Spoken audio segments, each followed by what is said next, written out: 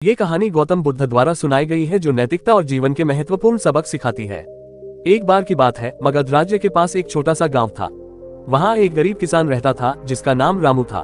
रामू दिन रात मेहनत करता था, लेकिन उसकी गरीबी कम होने का नाम नहीं ले रही थी। एक दिन जब वह खेत में काम कर रहा था तो उसने सोचा, मैं इतना मेहनत करता हूँ फिर भी मेरे पास कुछ नहीं है।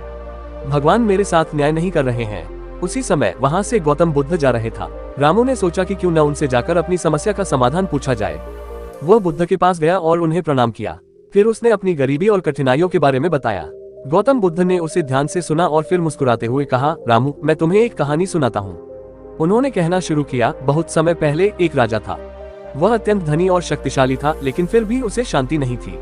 उसे हमेशा लगता था कि उसके पास कुछ कमी है। एक दिन वह जंगल में घूमने निकला और वहाँ उसने एक साधु को ध्यान में लीन देखा।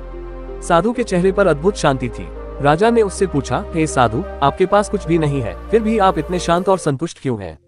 साधु ने मुस्कुराते हुए कहा, राजन, ये शांति बाहर की चीजों से नहीं आती, ये भीतर से आती है।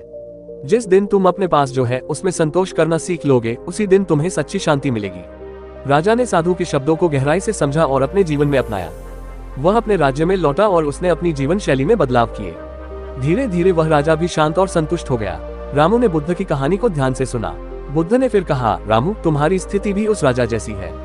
तुम बाहर की चीजों में सुख और संतोष ढूंढ रहे हो, लेकिन सच्चा सुख तुम्हारे भीतर है। यदि तुम अपनी मेहनत और जीवन में संतोष करना सीख जाओ तो तुम्हें शांति और आनंद प्राप्त होगा। रामू ने बुद्ध के शब्दों को समझा और अपने जीवन में अपनाने का संकल्प लिया। वह अपने गांव लौट आया और अब उसने अपनी मेहनत को खुशी से करना शुरू कर दिया।